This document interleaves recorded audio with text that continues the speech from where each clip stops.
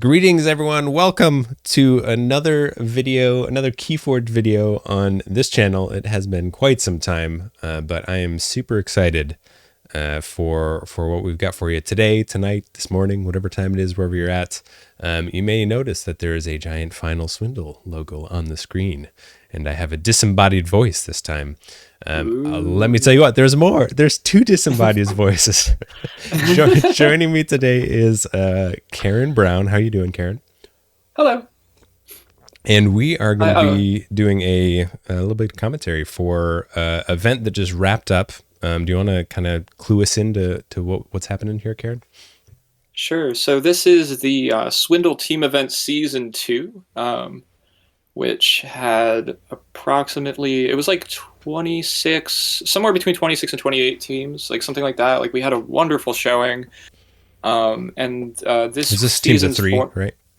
Yeah, these are teams of three players. So, we had like, it was somewhere between like 70 and 80 players. Like it was like a really, really good showing, especially considering like the hiatus state of the game. But we're really, really excited for this format. So I came up with it. I was talking to Woody, a fellow Final Swindle member, on a hike, actually. Like I was just on a hike, and like we were like, what are we going to do for the next event, right? But, like, we wanted something that would use all of like somebody's collection, something that would really, really let you kind of dig, but would also kind of let the competitive, like the super competitive people, like play their fire decks and everything. And what we settled on was a triad best of one. So in a triad best of one, you have 3 decks, and your opponent bans one, and then you get to pick from your remaining 2. They do the same.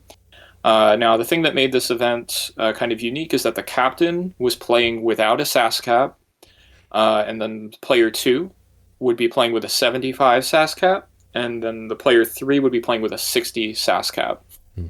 So in total, your team has 9 decks, and you really have to dig deep in a collection to find 9 elite decks at different SAS levels. So, coming into this event, I was just like really excited to see what people would bring, in context. And I guess like the last thing I would say on that is there's a strategy that makes triad like best of one different than a kind of standard triad, right? Because in a standard triad, you'll ban one deck and then you have to play both of them. But in the case of triad best of one, you can bring things that are a little more imbalanced. You can bring things that are a little more wacky, right? Because it's like, if I bring a deck that has low C but can just go crazy amber-wise, and neither of your 2 decks left have an answer for that, then I just play it. So I guess in terms of going deep into the collection, the triad best of one was really interesting for that reason as well. You really get those extremes and that kind of, the crazy edges of Keyforge. Yeah, and yeah, it'll be interesting to, see how that works out in the games we're watching today. And it seems like there's, in some ways, kind of a mind game aspect, even just in the triad deck selection component of it, which is kind of what you were getting at there. And when I say the triad deck selection, like the actual, like when you're paired off with an opponent and they banned a deck, and then you've got to pick which one of your 2 decks that you're going to play. Seems like it seems like there's just a lot of variables, and you're like, well, if they play this deck, then I definitely want to be playing this deck, or vice versa. So it's really I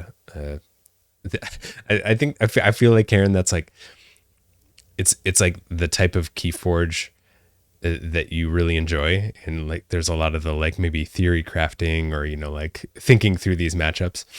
And I personally am generally more of the like, pew pew, let's kill everything, let's play the deck that just kills everything, or play the deck that just goes really fast. So I'm looking forward to the games that we're going to see today, because I imagine there's a little bit more finesse in the play than people are used to seeing on this channel.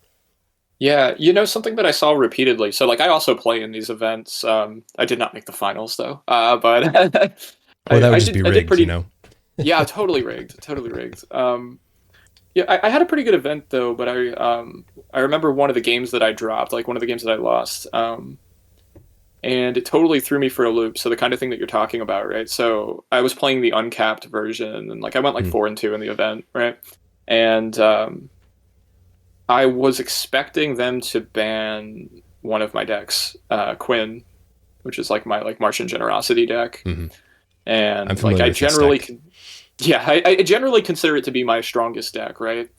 And I found out that my deck Oakhorn, which has a ton of artifact control, was really really good against their lineup, and I'm like, okay, they're gonna ban Quinn, so I don't even need to think about Quinn, and then I'm gonna play Oakhorn because like most people aren't banning that, and then I'll be able to play it, and then they banned my other deck, like my third deck, Professor Essa, and all of a sudden I had to choose between two decks that have a good matchup.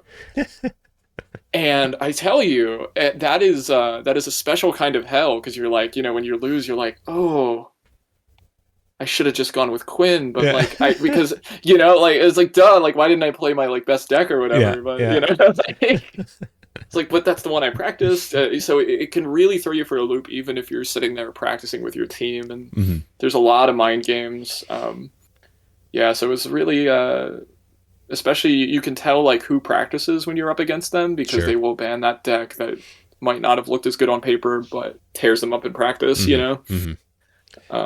Now were all these pairings, or not pairings? Were all the decks maintained throughout the whole event? So, like the 9 decks for the team were the 9 decks throughout the entire event. Yeah. So in this event, you stuck with your 3 the whole way through. That's different. A little bit of a teaser for season 3. We're doing a Moirai event, which you can read about in our Discord. But essentially, for the Moirai event, we are letting you switch every 3 rounds. So you're going to play an Archon round, a Reversal, and an Adaptive in any order, and then you can switch, and then you do it again for the next 3 rounds, and then you can switch before the playoffs, which will be a best of 3 instead of a best of 1 for the actual playoffs. So be a lot of deck switches, which will make it a little more chaotic, but trying something new. Yeah, definitely keeps it fresh there.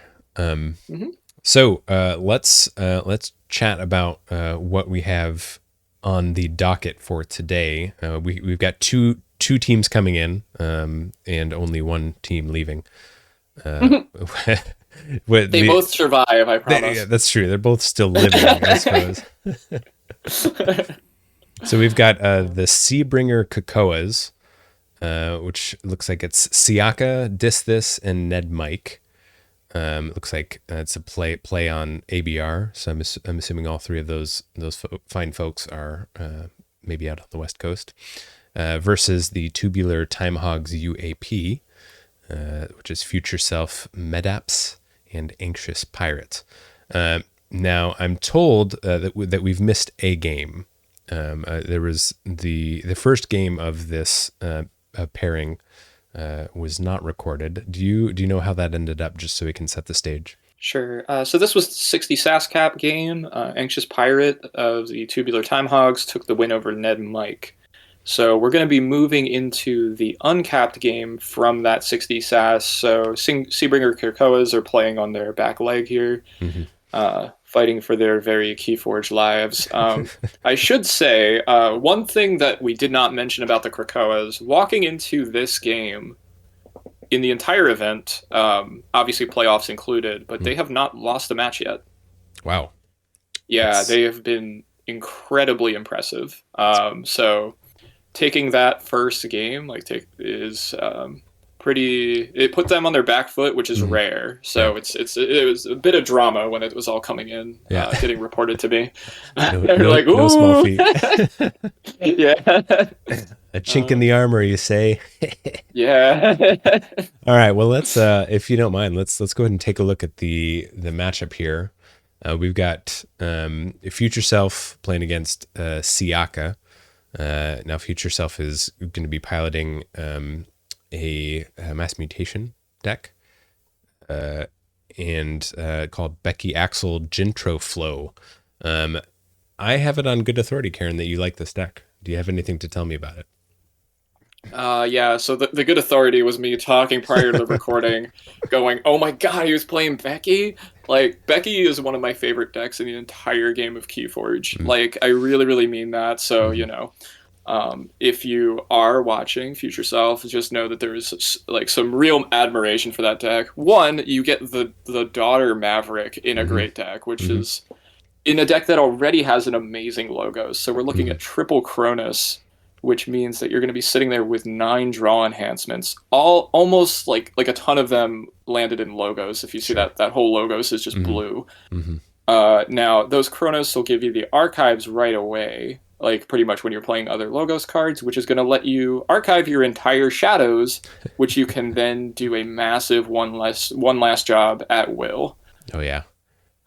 For a massive steal where you purge each shadows creature. Now, the thing that becomes even nastier in this deck, once you've purged that shadows, then you're sitting there with a massively efficient logos and a very solid Star Alliance with the shadows essentially purged, other than your Lights Out, your Borrow, your Dark Wave, and like a little bit of Steel and Miasma Bomb, right? So it's like you're just sitting there with great cards.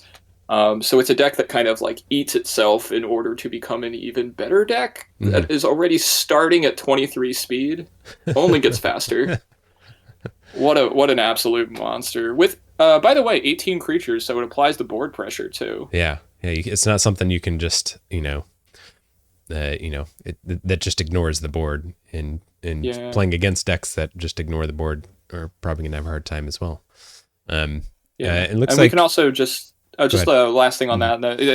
Talking about the efficiency, the Nell is actually like really, really relevant here with the kind of double access denied. So it's like doing creature control and efficiency all in one card, essentially. Yeah.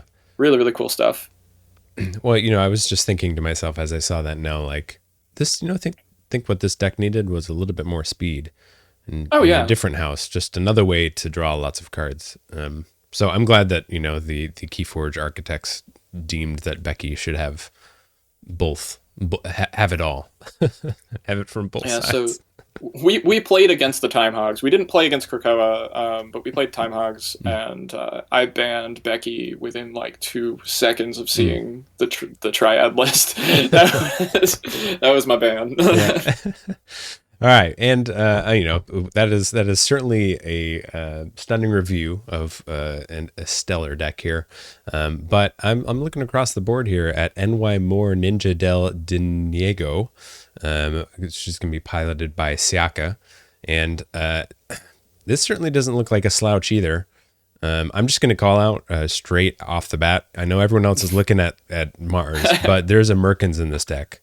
There is a Merkins. So hearts and minds currently going to Siaka with NY Moore for me personally, solely on the hands of Merkins, or on the back of Merkins. Yeah, no, I mean the Merkins is just a fun and chaotic card in general. So I'm definitely with you, but that Shadows is actually doing a lot of work here. If you notice the double red lock with only 14 creatures. So like you get a little bit of skirmish in there, and you have like a target for your life for life. For life. So you're actually sitting there with like pretty useful creatures to just kind of, get that done. It seems like a weird thing to mention, but sometimes in that low creature shadows, if you have a life for a life, if you're looking like 9.2C, it's actually like really important that you can do that, that you consistently have your kind of creature concentration in shadows. And then it has the Dust Chronicles, which you can use to put away your Martian Generosities. So there's a lot of kind of synergy there. Oubliette is absolutely vital in a deck like this. If you're like playing Martian Generosity, I know it has the key abduction, but like with Hypnotic Command, you're playing a little bit of defense sometimes. Sure. Where you want to get your hand huge before you do, like, let's say, the Hecatomb play or something. So it's like, having a complementary shadows can be kind of really important. Oubliette is of particular importance because it can remove stuff like if your opponent is playing a deck with like just any small pesky creatures, but stuff like What's the name of the Kirby mutant in Mass Mutation? It's not Comm Officer, obviously. Subject Kirby? Yeah, subject so like, Kirby, if you're dealing with like Subject Kirbys, like boards that can kind of get away from you, or just like Daughters, Eddies are a big thing too, where you're like, if you're dealing with a deck that keeps cycling its Eddies, you can kind of break the cycles there. You get that Legacy Relentless Whispers Hmm. to complement that. So you have like a lot of nice removal in a deck that doesn't have a ton of other removal. So it Sure. becomes a very nice like utility house. Hmm. Well, and I mean, you're talking about removal. You can't forget about the Wretched Doll, Karen. Of course. Yeah. I mean, you know, it's funny. Like It you really exists. you use every tool in your deck, and I Ooh. guarantee you, Siaka has like I don't know, but I guarantee you Siaka has a story where they were able to pop some like unpoppable Saurian creature over the course of 2 turns With because the it's Wretched it's Doll. there. You Yeah. know, you use it. Um, so you know, let's address the elephant in the room. Moving Yeah. to the Mars here, though, we Hmm. have double Martian Generosity in Hmm. a deck with 15 pips that can, you know, generate pretty well. And Hmm. like one of those pips is attached to Relentless Whispers, so you can Sure. kind of double one of those. You know, and you're dealing with a nice hypnotic command play, which is Hmm. essentially, you know, to some degree cyclable Yeah. with your double. So it turns your opponent's creatures into a liability when Hmm. you have that ability to cycle. You also can potentially cycle the key abduction for two keys in 1 turn. Hmm. I don't know. I think there's a temptation to feel like this kind of Mars is very straightforward, but it's super not when you get Yeah. this kind of deck in your hands, and it's like, do I cash in 1 generosity? And you actually have to like do the math to be like, what is my chance to link into the second generosity? Hmm. Can I generate amber if I do cycle into it? Um, Hypnotic command math being like, you know, do I try to like redraw it to get that to trigger twice, that kind of Sure. thing. Yeah. So it looks really interesting to play. I mean, the Mars first, I imagine you're mostly just using to get that one more amber to get a large gen. There's no like proliferator or anything, but you know, you No. have 2 generosities, so you'll be just fine. Yeah. I mean, maybe with the Zookeeper. I mean, it obviously accomplishes both Yes. tasks there.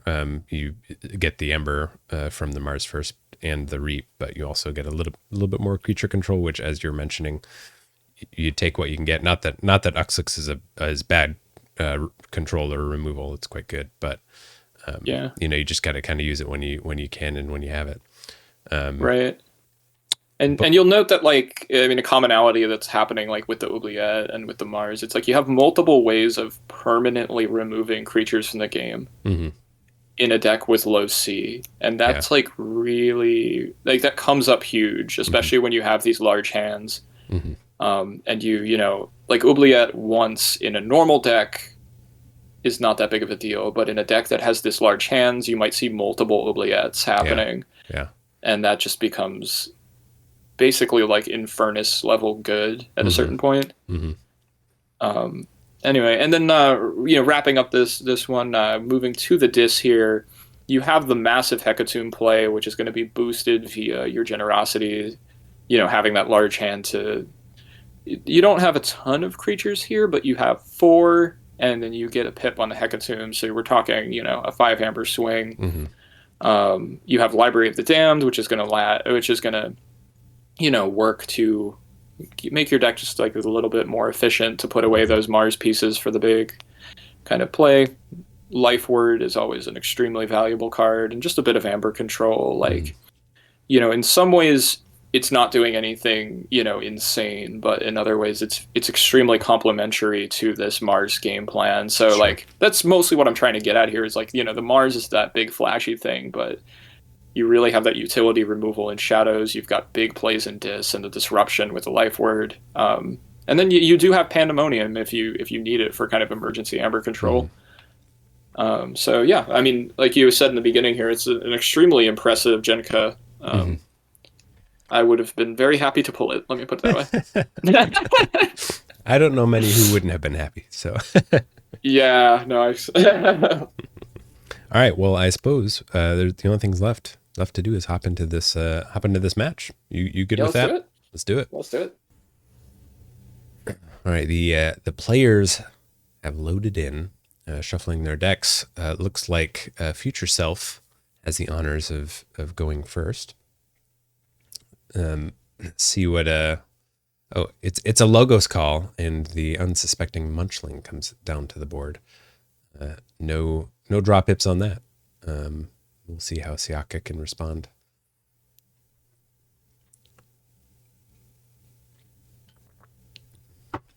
I mean, that's pretty good. That's pretty good. That's pretty good. Pretty good. A first turn Zookeeper is so much more valuable than a late game Zookeeper. Yeah. I have to kill this thing. All right, so we've got an immediate draw and damage pip on the Quixo. Then we can kill that. Possibly trigger the discard. Yeah, to discard Bouncing Death Quark, which is not relevant. Which means this Zookeeper must not be long for this world. No, yeah, there it we is. have the Exalt ability on the Dinobot. To kill it. Yeah. Well, that was well dealt with at the hands of Future Self. Here comes the Redlock, and as you suspected, Redlock into Life for Life, a willing sacrifice to take out. Yeah. Redlock's a bro for such things. Such a bro. Yeah.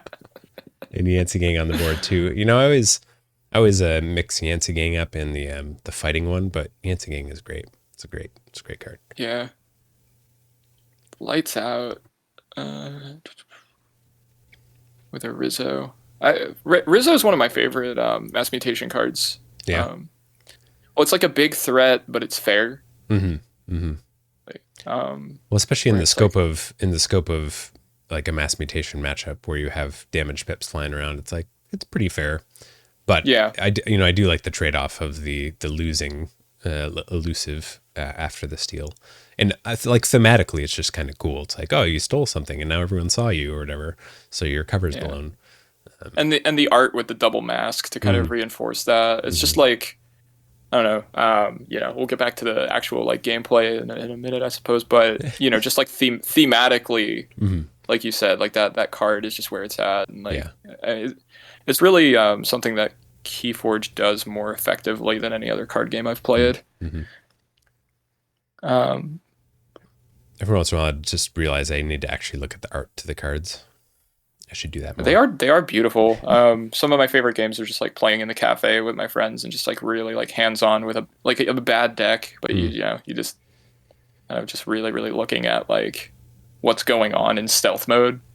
Yeah, stuff like that. Like we have Siaka with a Mars call, 2 Amber. But again, we have double gen, so you can use a first one to kind of just get the engine going. Sometimes you don't need to. It's not like a single gen deck where you like need to have 5 for it to work. Sure. But we can definitely get 1 Amber here via the ability on the Beam Buckler, which will get quick 3 Amber. Yeah. There's always a suspense when playing against a deck that has a Martian Generosity. You're like, are you? Do you have it? Are you gonna do it? Siaka must have it because like, why else would you think this much? Mars first. Okay, yeah. It's like, do I want to spend my Mars first? Reap to 5 Amber. That's gonna be 10 cards at the very least. Oh, that's a fight actually, not a reap. But still reclaims an Ember there as well. Okay, Generosity goes to 12 cards because of the pip on the Generosity. It's a healthy hand. 15. That's not bad. You're sitting there. Yeah, 15 cards. The possible ability to Hypnotic Command here. Just like more generally put out a board. The cool thing, Rizzo isn't a threat if you're not going to generate. Yep, there's the Hypnotic Command. Rizzo's not a threat if you don't generate any Amber, and you're going to be sitting there with your big old hand, generating that key for free. Quite conveniently, that was an exact key abduction, so that it didn't even leave the 1 Amber. I mean, Rizzo's dead now anyway because of the key abduction coming down, but that was an exact key abduction. And I would say we're off to the races. Yeah, that's. You can't be too sad about that. And even getting a Combat Pheromones down on the board, unlocking some potential options. Oh, never mind. I spoke too soon. There it goes.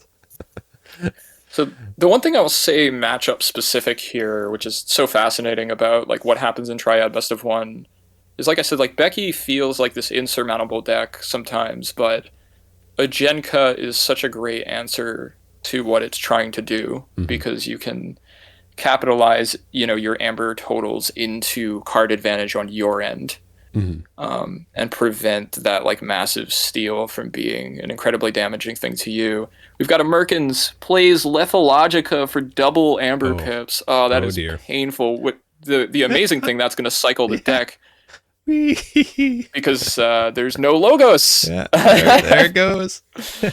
And we have, double the presumable chances of getting the second gen if it's not already in the hand. I think it was discarded. So it was discarded. Off of the Lethologica, which I guess is some useful information. But I'm saying you now have two to draw instead of one. Sure, yeah. Here we go. Armory Officer Nell comes down. We have a draw off of the access denied. Mm-hmm. We would need like an absolutely massive steal here, but with the card advantage is kind of gone now, but the Amber advantage and key advantage is just it's already converted. Yeah. And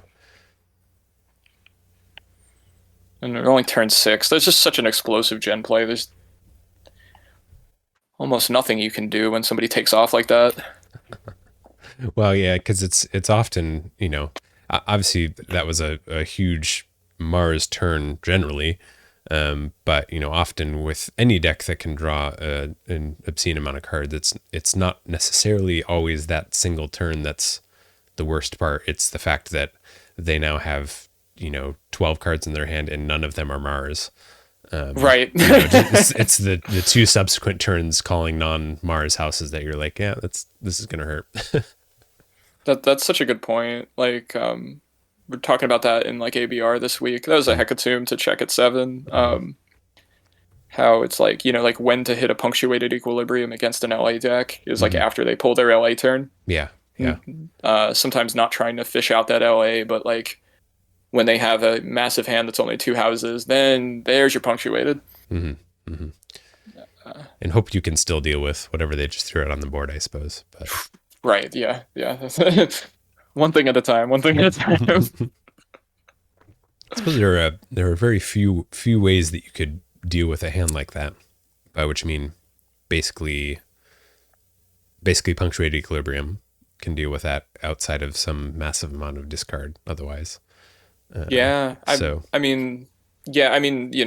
problem with this turn is it immediately gets converted right into keys, and with the double gen, it's like if you punctuate that hand, you're almost definitely hitting them into the next gen. Yeah. At that point, look over there. Let's see if we can get a survival of at least this turn here. I mean, we definitely have the miasma bomb at the very least. Yeah.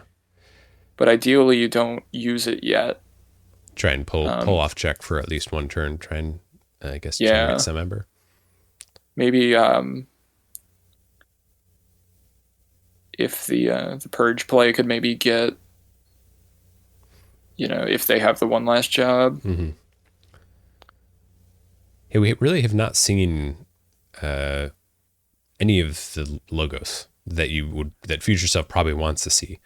To really make this machine go.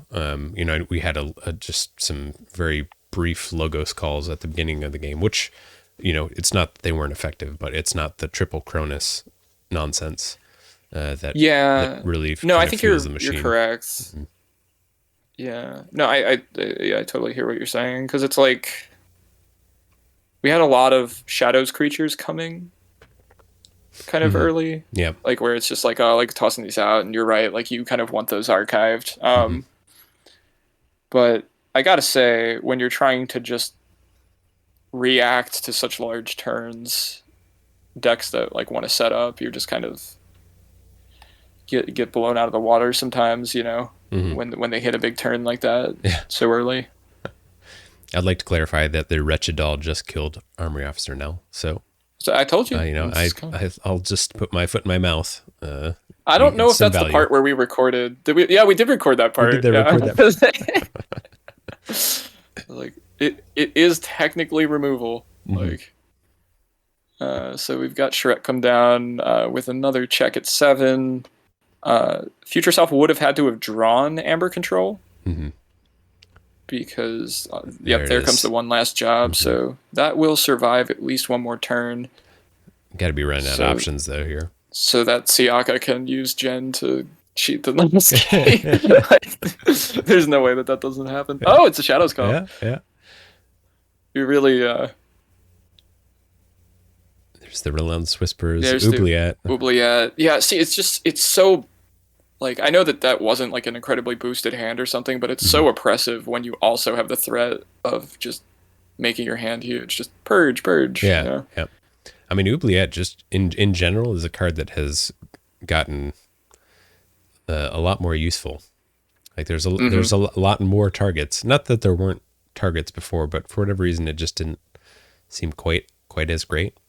But nowadays, you got all sorts of, your Rad Pennies, your QMX, and I mean, there's still a slew of other creatures 3 power and under that you would not be happy. Maybe one of these 3 Cronuses, for example.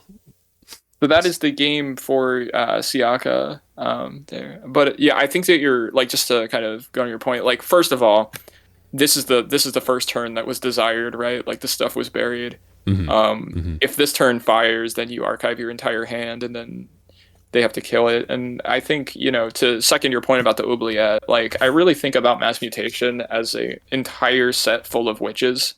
Like, yeah. It's like, they were like, what if we take that kind of concept and just go completely ape with it, because, I mean, there are just so many creatures in Mass Mutation that just need to die. Yeah. But it also has the creature control to deal with that level of board threat. But Oubliette is an example of a really powerful card, now that wasn't before, but just in general, like, it totally changed the landscape of, like, which kind of codas you can play. Like, you kind of need, those, like, disruptive or, like, combo heavy to get over the fact that it doesn't have the scaling. Like, it's such an absolutely, like, meta shaking thing, but yeah, happily, for me at least, because I'm a lover of AOA, Oubliette is so good. Yeah. I just love to see cards that, kind of evolve, not that the cards themselves change, but their usefulness and utility evolves, over time. And, there are other cards that kind of do the opposite thing. I guess they evolve, but they're like, this card really isn't that great anymore. It used to be super awesome, but, like, I could think of like 2 examples, because like we're actually just kind of having this conversation, like me and a teammate, but like Gateway to Dis kind of got worse with the release of Mass Mutation, because like they can continually board flood, which is like something that the game really hadn't seen before. So it was like taking the 3 chains was like, like unlocked Gateway became better than Gateway to Dis, in my opinion, for a bit there, just due to the flood heavy meta. And then one of the most interesting ones to me is I think Mimicry is worse than it used to be now. Oh, really? Because, well, I mean, it's still like a very powerful card. I'm never sad to see Mimicry, right? But like, you look at like early Coda, especially before the library access errata, right? Like Mimicry is this unbelievably dominant card in an action heavy meta, but it's, there's a lot of heavy creature decks that are looking to do like the kind of thing that you're seeing Future Self try to like attempt to set up, where it's like, I have triple Cronus and they need to die, and it's like, well, Mimicry, it's like, well, okay, I'm playing a deck that has 20 creatures, so there might not even be like an action to fish, but like, I guarantee you, should set 6 ever come, that could change when it comes. When it comes. Yeah. God willing. But when it comes, that could change at the drop of a hat. So like Mimicry is always this really, really fascinating card in that respect. I just like how game warping it can be, Oh, yeah. It's a fun card. But we could talk about cards. We could talk about fun cards for a long time. What we should probably do is hop on over to the second matchup here. Yeah, so this is on to game 3, as Siaka says, which means this is for all the marbles. It's the 75 SAS cap game between Medaps for the Tubular Timehog and Disthis for the SeABringer Kekoas. Let's go to the decks. All right, so we've got the decks up. Medaps is playing. First of all, I just want to clarify the names on both these decks are top notch. So very, very pleased with this. Medaps is playing He Who Encourages the Epic, and Disthis is playing Roth, the Student of Love. So if it was on names alone, who's the winner? I honestly, I couldn't tell you. These are great, both of them. Like, they're great in their own ways, you know. Like each one is just unique. I'm gonna go with the Student of Love. Yeah? You know, it's yeah. Well, I mean, they're both great, but you know, one is showing me a little bit of emotional vulnerability. So Yeah. yeah. Well, how about this? How about this though? He who encourages the epic is encouraging Roth, the Student of Love. You know. Like, they're like they're working together. I could see that. Yeah, they're like collaborators who must do battle. Yeah. At the and you know it's upsetting for them that they must, but they must in this climactic moment of the Swindle team event. Well, you know, I can't help but notice He Who Encourages the Epic does not, in fact, have Epic Quest, but it does have a couple of vehicles, a couple of epic vehicles, you might say, that could certainly slow this game down to a slog, I suppose. Of course, that is the double grunt buggy on He Who Encourages the Epic. Is there a lot of support for this? That looks like most of that. So we've got 19 creatures. We got 19 creatures. The Dis is also supportive of it. You know, you always go to the Brobnar and be like, oh, like where are the creatures there? We do have them. You know, 1, 2, 3, 4, 5 creatures above 5. But we've got the Scullion. We've got the Grecking. We have an Anguish and the Old Yerk. Yeah, so I think it's 9 total. And the Anguish can, of course, also up the cost, which is, and then obviously nothing going in the shadows in that regard. But we have a too much to protect to support that. So it's like game plan of the deck seems relatively straightforward, but very hard to deal with. Right? We put out these creatures with the double grunt buggy, raise cost to 1 billion, then just steal with the too much to protect, and I mean, it's pretty cool. It also has the Poltergeist to get rid of it, which is a really nice thing in a grunt buggy deck, because it's like if you're getting the bad end of it, you can still put it out, right? Yeah. Instead of like looking at your opponent's list and going like, do I wanna, do I not wanna? You know, it's not a permanent commitment to the buggy. When looking across the board over at Roth, and we can come back to the He Who Encourages the Epic. It's more of just in comparison there. There really is not much. We got a Joya. Baldric doesn't even do it. Is it just Joya? I think it's just Joya. It is, yeah. So pretty safe play. Pretty safe play for Epic. To throw those down and be able to at least get the Ember control value out of it. For sure. That being said, there is a little bit of a danger, which is kind of interesting, right? So, one, Roth is a deck with 15C, but I believe even looking at that number, it might even be a little underrated in terms of what it can do. I mean, tempting offer, like giving that Amber can, be a little rough sometimes, but just having like the Mug, the Dark Wave, the Lights Out, and this massive kind of Sanctum line with the Smite and Baldric to, double Baldric to capitalize on that. Sure. Now, the danger that I'm thinking of is that you're playing your double grunt buggy here. You can see there's only one house overlap here. Is going to immediately trigger the double free markets for more Amber. Oh yeah. So if you cannot dominate that board against this deck, like if you think that you need to play kind of defensively, you might end up in a situation where you'll toss the buggies. It sounds kind of weird with the normal game plan of this deck, but it could actually, depending on game state, might be a thing that you consider. Yeah. And depending on,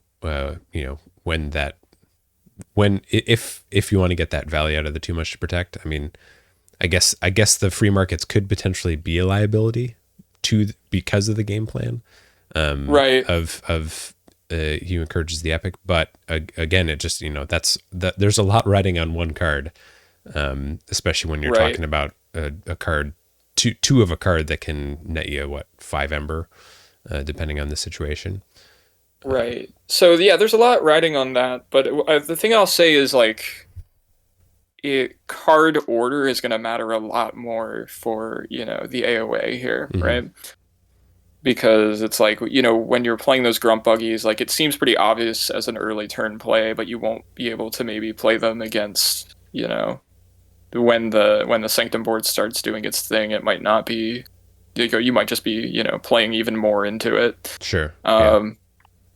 But whereas Roth here has a bit more maneuverability, like just looking at the lists, like having that edge up, like that differential of 11 speed versus 2, when you're dealing with essentially like he who encourages, the epic kind of has to set up a little bit. Sure. Right? So that speed differential is going to be something that Roth is going to want to jump on early. So like the longer the game goes, the better it might be for he who encourages. So my game plan if I'm playing Roth will be to kind of hopefully, set up some of that like early logos where I'm either archiving with the Cronus or getting the Inquiry just to get big hands, move, would be my general hope here, because you have no artifact control. If the setup does happen, it has happened. Yeah. The deed is done.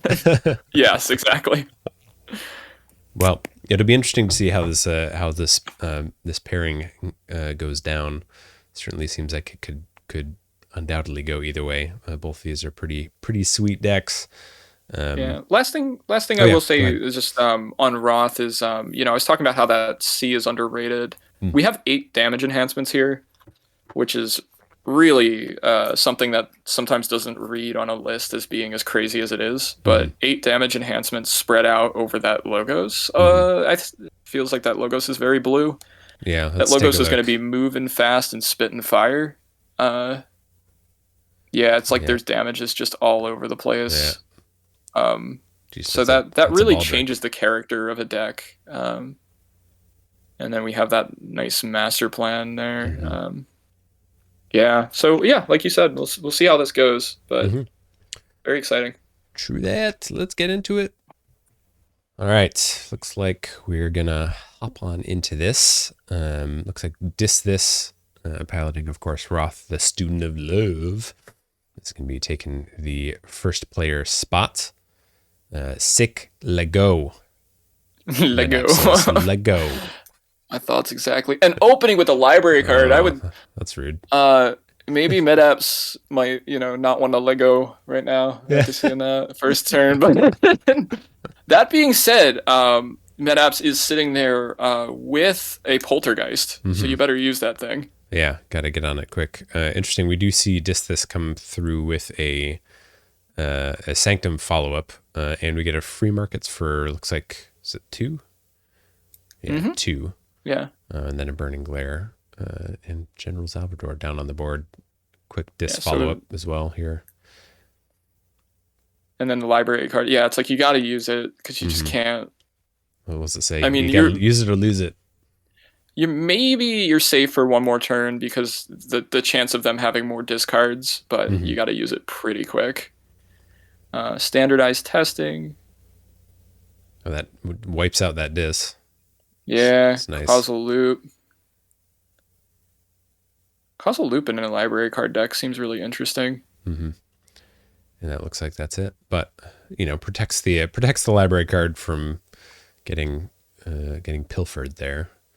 So probably not too sad about that. And as you said, it's a minor version of what we were talking about in last turn, but now you're sitting there with at least a 3/3 for the next turn with 2 cards in archive. Yeah. So, we're talking about, like I said, the game plan has to be to jump, go for the jugular if you're the mass mutation, because you just cannot allow that setup. So, establishing some card advantage. We're going to get at least a 4-card turn in one of the houses now, which is worth its weight in gold, I think, in this particular matchup. You got to play around the long fuse mines here, which will be interesting in line formation, which is probably what the pause is about. Just play a bunch of Sanctum creatures that won't even get hurt by it. That's another Right, exactly. option. Yeah, it's like I guarantee you're just like, okay, like let me check like where my armor is. I already got 2 on that one. Mm. Interesting. Yeah, interesting. Put It the seems like Joya in the middle. Barrister could have been on the side, but maybe they're watching out for Yeah, something else. yeah. Especially, Oh, I there guess we the go. logic is that yeah, there's a grunt buggy to bring cost to 7. So there's a start So it here, begins. and then we're gonna get another probably 4 card turn or another Sanctum turn with the follow up with 3 Hmm. cards already on board. So that advantage is gonna pile here.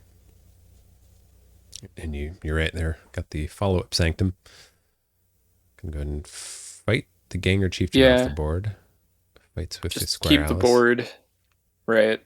Keep the board clean Mm-hmm. is your goal here. Like establish card advantage, keep the board clean, and then the too much to protect can't bite you nearly as much, and the grunt buggies can't bite you nearly as much. Mm-hmm. Um, Disc called a weak. Such a good card. Yeah. There's the Poltergeist. Poltergeist. Get rid of the long Would have fuse loved mines. that. I don't know, one or 2 turns earlier. Yeah. Rad Penny comes down. So Disthis does get key number 1 there. I would say a steal of a deal for only 6 Ember. Absolutely.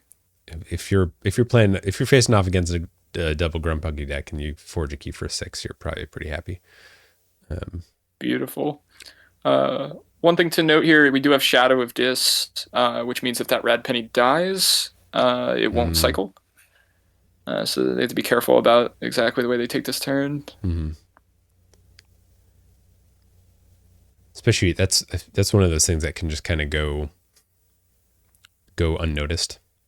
Yeah. I mean, I guess there's the little tooltip there, but can easily go unnoticed, and you can just be plugging away, and you're like, oh, my Rad Penny is somehow miraculously in my discard pile after using a damage paper or something.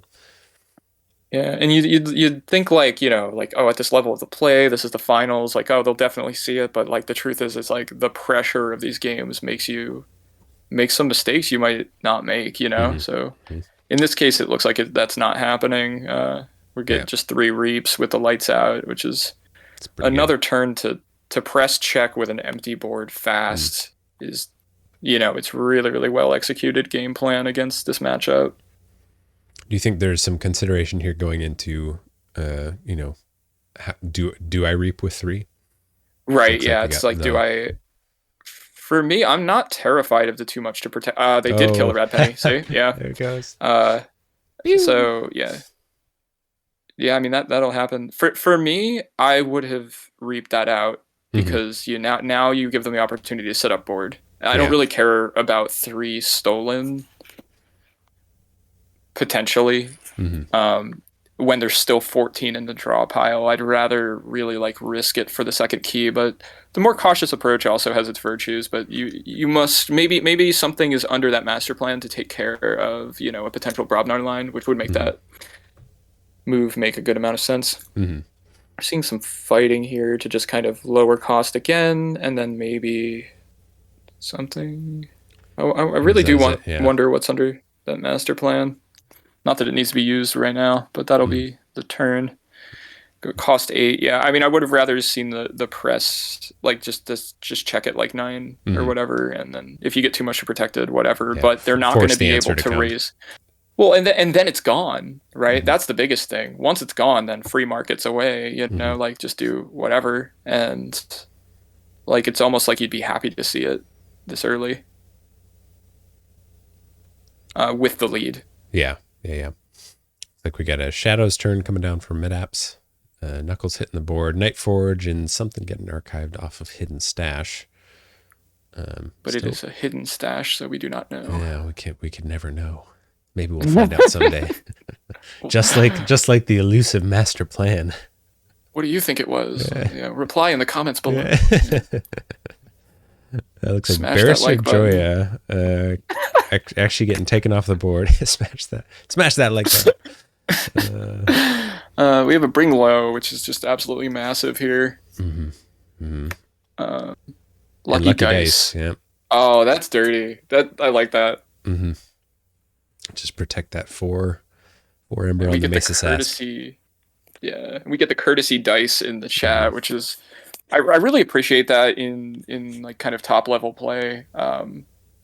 There's kind of two schools of thought on like should I make it like as honest as possible, or should I take Mm-hmm. every edge I should get at this level? But it's definitely good sportsmanship here. To just dice.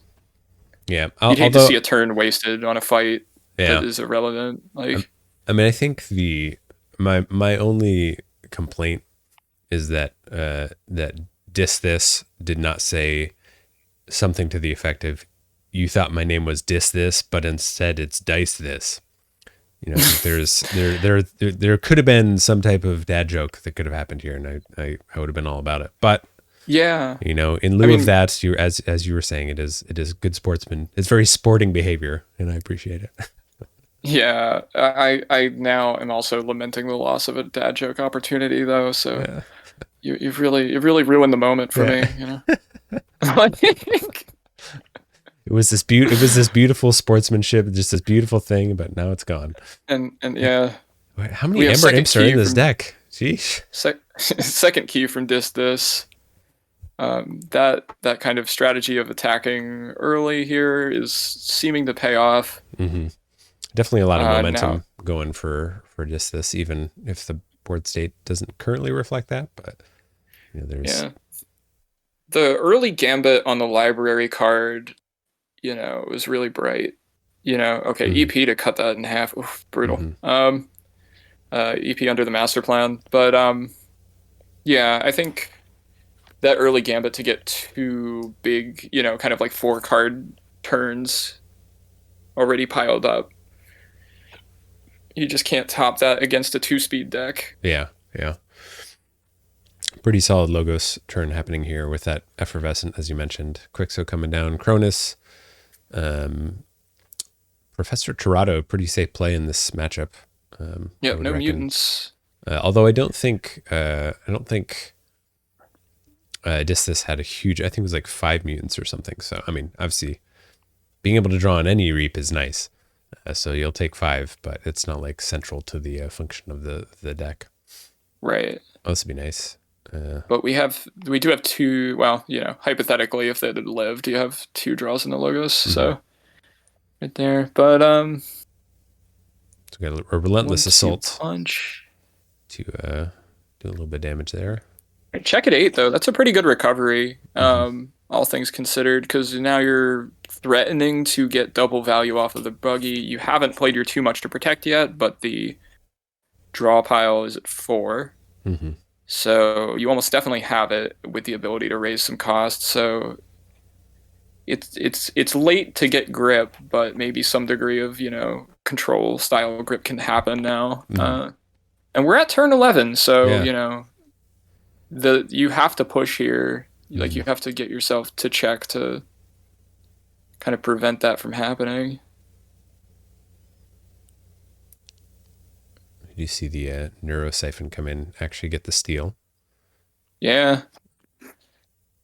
And some more Logos creatures coming down on the board. And the cap, can Disthis get them off key? No. No. So they'll get the key. We'll see key 1, 3 amber here. I mean, you got to be thinking, if you're Medaps, like, what can I do to, kind of max the value on these grunt buggies to just, like, Mm-hmm. not so much this turn, but to be ready for a check next turn. Yeah, yeah. So if that means cycling to get stuff into hand that can actually proc the grunt buggies, or is it better to hold off on playing stuff like that at this point? It seems like this is pretty solid though. Yeah, I mean, Anguish that's a down turn. and the old Yerk to potentially get rid of some stuff. That's a turn I really like, potentially, except for the line formation, which is going to open up for the group think tank to trigger. Sure. So you might want to keep I know the thought is like, 4 damage on the Anguish, but then you could just fight it off. So Mm-hmm. I'm thinking, isolate that Anguish so you can control the damage game on it. Mm-hmm. And also keep the two big guys separate from each other. Just generally speaking, to try to keep them alive. Like you kind of need to do everything you can to keep them alive. We're at draw 0 now, so the deck has not cycled. Mm-hmm. If you do want to win this as Medaps, you have to find a way to get some big creatures consistently.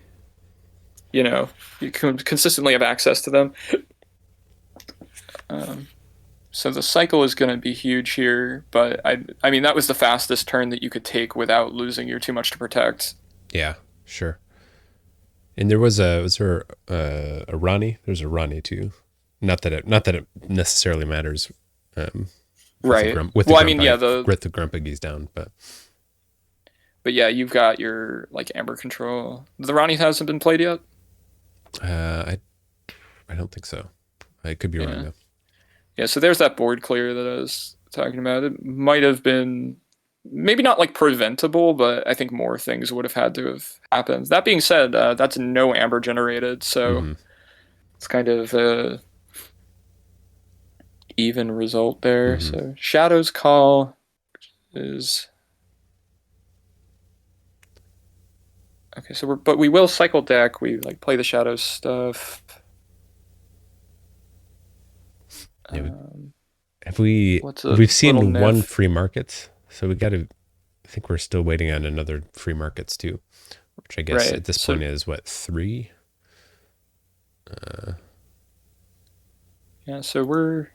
Oh yeah! Wow. Oh, Dark Wave. Yeah, like I said, that removal is so good. That being said, I guess it's better it happened on your Shadows, than on your Brobnar. To take everything out. Looks like we've got check for final key for Disthis. Clearing the board, getting the free tempting offer play. And Brobnar Call. So any creature will raise, any creature in Brobnar will raise that cost. And I think there was one goblin in there, but Yeah. There's got to be, there's got to be a cow. That would be a nice. Okay, yeah. Prevent some reaps with our resident goblin. Relentless Assault. Okay. Fights the Asp. It's an interesting call. Then the Hideaway Hole will give the Calfine Elusive, which shouldn't be terribly relevant, but double oof. Those damage enhancements, and then anything you play is going to become this like liability because of that before fight ability. Yep. That being said, you do have the too much to protect at this point, so there is a bit of that tension, but because Disthis has 2 keys to negotiate with, there's a lot more like kind of momentum in that back and forth. If keys were even, you might be a little more afraid. Story, yeah. This call for Medaps, which maybe got the board clear, which would be, but you couldn't use it. Overlord Grecking though. Well, at least by a turn. Yeah. Baldric, I guess it's still before fight.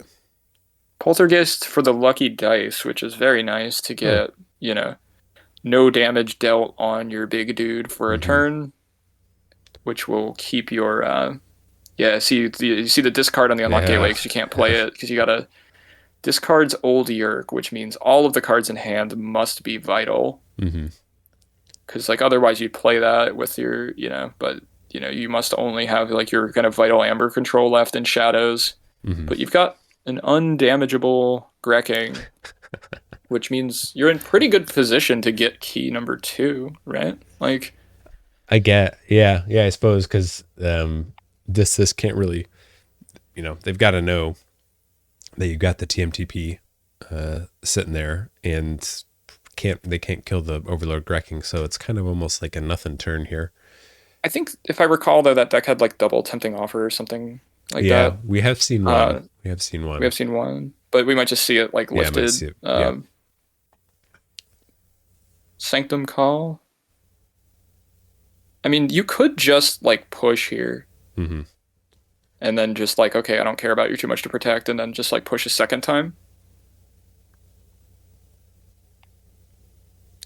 Huh. That's funny. Yeah, That's interesting. smite. Yeah, I'm not To sure to make it what the die. I guess Baldric still isn't gonna do anything here I mean, because Baldric is a before fight ability, so you'd still get the Amber. well, it has to be the most powerful creature though, right? Right. So So they have to you would fight still the fight yeah into yeah. Overlord wrecking yeah. Yeah. And then your opponent would get the Baldrix, which would be so weird. Mm-hmm. But it doesn't seem to be very advantageous to do that though. The smite. Do we have any bonus icons on the smite? No. It doesn't look like it. I wonder Yeah. if they didn't notice the lucky dice, maybe. Yeah, yeah, we didn't get the courtesy returned there, but we have a check at 8, Mm-hmm. which I think is a polite check to force the too much to protect, but Mm-hmm. not give up such a massive swing that you might actually lose. Because like, but you could Brobnar coming down. This is a great, very like fortunate redraw for some of the Brobnar to keep cost Mm-hmm. raising without losing everything here. Grecking, it's an interesting call with Grecking here. Because you almost don't care about the Baldrix at this point, right? Yeah, Like, because if they generate more Ember, oh, fights with Grok yeah, if I to with Grog, I definitely would have thought the Grecking would be the fight there to just steal something too. mm-hmm. Um, but because like you almost want the Amber total high at this Mm-hmm. point, right? Mm-hmm. I could see Um, why I mean, the group think tank was causing some issues earlier, though. But yeah, I mean, to that end, the Overlord Grekin could have taken care of it as well. But maybe the thought is keep the Overlord Grekin around because it can survive a fight or two. right. Yeah, I was just about to say that. That might be like, yeah, that's something I always want to say when I'm like doing these broadcasts and just thinking through these plays. Like these players have so many reps on these. Mm. Keeping that thing alive, and now the debate is moot because of the standardized testing. Just like all of our like genius plans here. Yeah, yeah. All of It's our like, oh, well they're laid both dead. plans. Yeah. That works Turn pretty well. 16 there though. Yeah, we've made it to turn 16, and if it weren't for that like early library card push, so the too much to protect is spent. The Ronnie is spent, Mm-hmm. which is going to be a nice push for key 2. But now you've lost a lot of your big Oh, dudes. Forge is a key? Is that Oh, right? with Night Forge. Oh, Oh my goodness. No. no, Oh, no, no, no no. Forge. Oh, okay, okay. It's like, what is Wait, that? due to yeah, no, okay. Say It doesn't does say sell. it though. It does say it in the chat, but it doesn't convert. That There's a lot I of mean Ember that that's wouldn't going to have happen been. right here. Yeah, Oh, it's just yeah. like now you can push because yeah, the too much protect is gone, and it was just really, really like brilliantly played by Mm-hmm. Disthis to keep the pressure on. Oh, and the bring low. And oh Oh, Lord Almighty, they got a family. insult to injury. I am so sorry. Oh, What a that's brutal. savage. Yeah. Yeah. Oh Lord. But I mean, And the Barrister Joya just for good measure too. yeah. Hits the board too. I mean, what an absolutely dominating play to end a tournament on, though, Mm-hmm. with Mm-hmm. the just massive Amber push, fighting with a nice Sanctum line, and just like, oh yeah, by the way, I capture everything. I mean, that's like, oh man, that's something only Keyforge can do. I feel Yeah. like that's just that was beautiful. It did seem to me like, I mean, I think Medaps kept it surprisingly close. Oh I yeah, mean, it didn't seem to me like Medaps was necessarily able to set up quite as quickly as maybe they would have hoped. But you know, even given that, it, you know, obviously the end score line seems one sided, but you know, the actual looking at the game tells a different story there. yeah. Definitely kept things interesting for that. No, I 100% agree. So first of all, just to be super clear on the broadcast, that will give the SeABRinger Kekoas the win. Hmm. With Disthis taking game three. So first of all, congrats there. But second, congrats to all of these, both of these teams here. Hmm. Um, and yeah, I mean, like regarding the play of Tubular Timehogs, in this game in particular, we were talking about, how do you get second key? You got to cycle deck in order to get back to your guys after you line yourself up with that like aggressive check for second key. Like all of that stuff was played right to try to give yourself the chance to get the third key. Hmm. And this had to react to third key threats. There wasn't. I mean, I know that the second key was prevented, but we were really talking about third key the whole time, right? Yeah. Like Hmm. that's definitely what those players are thinking about, because once you breach that second key, it becomes a whole different race there. So it really, really needed to be prevented. And as a final note that I would have to say on it is just like that early library card really did establish the card advantage to get a couple keys prior to setup. Hmm. Like that really seemed to be like what went down there for me. Like that Yeah. was pretty much the storyline. I think that's not something that I've really thought about a whole lot too, is how, of course, when you're looking at like library access or library card, there's always the big splashy, oh, I want a huge turn. And of course, I think probably everyone wants that. But, I think this game is a testament to how even a smaller, a more moderate library card turn can effectively filter your deck in such a way as to help you get set up more efficiently, as you were talking about. So even if for someone like me who might see this, like might play a library card turn like that and be like, oh man, that didn't quite go where I wanted it to. It still can have like lasting and compounding effects on the outcome of the game, as I think we saw here. So.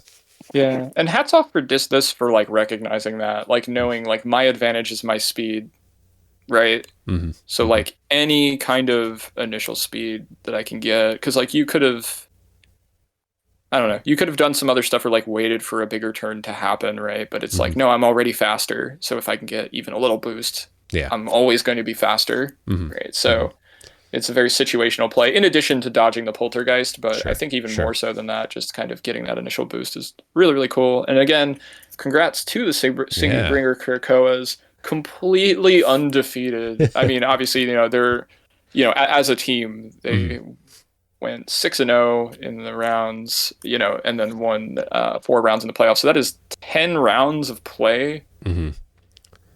with all like best of one triad, which is a pretty volatile format. Mm-hmm. That's pretty incredible. Yeah, So that's some pretty good consistency there. hats off, hats off. And I will also say that win grants them entry to Keyforge Premier League Season 5, Ooh, yeah. which is another thing that I can promote. I'll be running that. I'll be running with an awesome team, but I'll be heading up Keyforge Premier League from this kind of moment, and it is exciting to welcome these like three amazing players to the league. I can't wait to see what they do. Yeah, yeah. I agree. Now, are there any plans for other Swindle team events coming up? Anything you want to plug here? Yeah, that is thank you. So the next Swindle team event, the signups are currently open, and they are open until I believe May 13th. Okay. But I have a little bit of leeway around that. But basically, like they're open right now. You can get in if you're in prior to, I believe the date is May 11th. You'll be entered into a raffle for your team Mm-hmm. to receive free art for your team. Yes. So you'll have like From the captain. from the captain, Jason, the captain. Mm-hmm. Really, really kind of him to do that, and it's just really, really good work. He did one for Can't Touch Dis, which had the key of Dis Mm-hmm. on it. I think it's a beautiful logo, and Not Tonight has been using that a lot. Yeah. So that's from the first event where they won the raffle. But yeah, so I think and just going over the format, I guess Sure. I should Yeah. say it is Moirai best of one. So what will happen? You'll be assigned to play either a Archon, a Reversal, or an Adaptive. And you'll play all three in the first 3 rounds. So it's be like, okay, this is your adaptive round, this is your reversal round, this is your Archon round, right? Mm-hmm. And essentially, you're gonna only play a best of one. Your opponent is gonna have 3 decks. You'll have 3 decks, and you pick which one of your opponent's decks they play. So it's like we're playing Archon, but I get to pick my opponent's deck. Essentially, I'm going to try to pick the quote unquote worst of their 3 while they Sure. try to pick the worst of mine and battle it out. So whereas, in reversal, you're trying to take their best, and then in adaptive, you're trying to press advantage in kind of more complicated ways. So we do that. We do that cycle twice. So it'll be 3 rounds, and then we allow a change of deck, and then 3 rounds, and then the playoffs will be Moirai best of 3. So you'll actually play that best of 3 match where you're playing Archon, Reversal, Adaptive, all 3 to decide these kind of more important games. So, And that'll be, you'll play the full, like if you're on reversal for the round, you'll play a best of 3 reversal. Is that? Oh, no. Right? You'll play all 3. You'll play Archon, Reversal, Adaptive. Okay. Sure. Okay. So all 3 players will play Archon, Reversal, Adaptive in the playoffs. And I think it'll be a nice way to showcase, when we're here for Swindle Team Event 3 and we're kind of broadcasting that, just kind of seeing, I'm interested in kind of limiting the volatility of it a little bit in the playoffs, because, but when it comes to, the main event, I wanted to keep it best of one. But sure. So that'll be what is coming up here. Cool. Well, that is super exciting. Once again, I guess as we close this out here, congrats to the SeABRinger Kekoas. That's Siaka, Disthis, and then Mike for taking the big W, and taking home some invites to the Premier Keyforge League. So that's super exciting for them. Obviously, really incredible games by the Tubular Timehogs as well. So it was a treat to see those, treat to be able to enjoy those, and of course, thank you, Karen, for having this doofus along to try to be smart with you.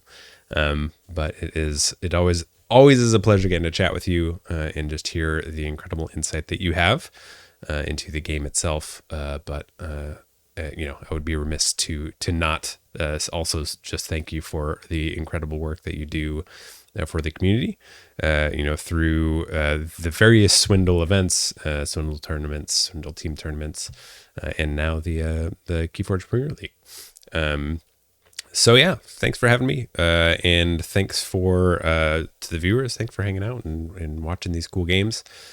We will see you, I guess, next time, whenever that may be.